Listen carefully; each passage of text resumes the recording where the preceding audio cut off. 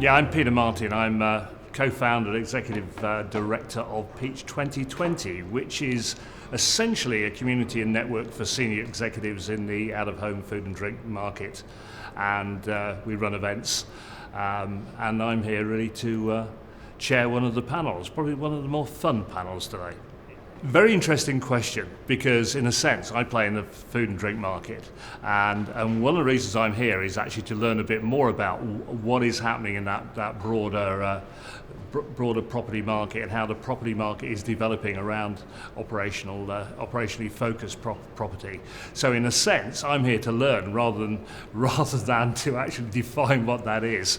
And for my sector and the hospitality, it's really important because in a sense hospitality has to follow the property trends to find out where best to invest and where best to actually set up shop.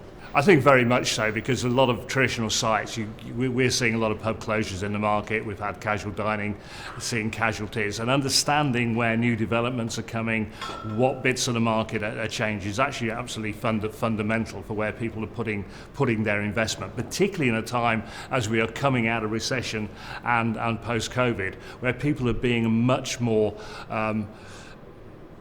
circumspect, let's put it that way, about where they choose sites. So understanding that broader market is absolutely fundamental to making sound investment. Yeah, in a sense, I'm learning about that in terms of particularly in things like student accommodation, senior living. All those things are actually fundamentally changing the landscape. So for me, understanding that dynamic is absolutely fundamental. Very good question. I'm not sure, and I think that's the point, isn't it? Actually learning what is going to stick and what is going to change. So I couldn't predict that, but what I do know from markets, how things have changed over the years. I mean, even looking at the small but still fairly large market in the sense of hospitality, how many pubs have closed over the years, and actually where they're opening is very different than it was even a few decades ago.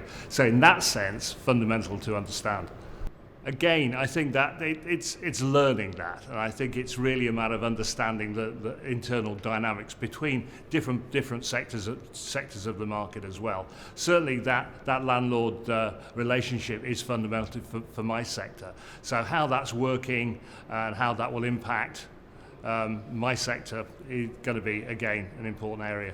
My sessions actually last for a day, and it's a bit of fun in a sense, but with a serious angle to it. Because it's about money and investment. So I've got four brokers, from specialist areas, making a pitch of why people should invest in their sectors, whether that's pubs, senior living, build to rent, or student accommodation. I think that's going to be really quite a lot of fun. They've only got 5 minutes to make a pitch, so we'll actually see how serious people are, and then we might take a bit of a show of hands to see where people will put their money. So in a sense, that may sum up the whole day, because there's nothing sort of concentrates the mind as investment. What's going to be the biggest disagreement or agreement? Having done the briefing, that's going to be quite an interesting one. It's more traditional areas like pubs against, I think, areas like student accommodation. I think that could be an interesting one. But again, I'm just waiting to see. Anything could happen. Yeah, I think it's really important to attend conferences like this, because, as I said, I come from a specialist area. There's a lot of people in the room have their specialities. It just broadens people's perspectives, and particularly about how new parts of the property market are developing, and actually where the investment's going to be. So that's why I think it's really fundamental to come together. And you always have chats around the side. You're running to people you perhaps haven't seen for a while as well. So I think, like all good conferences, it's got those dynamics of learning, picking up stuff which isn't always on the agenda as well. So I'm always an advocate of good conferences, and this is one of them.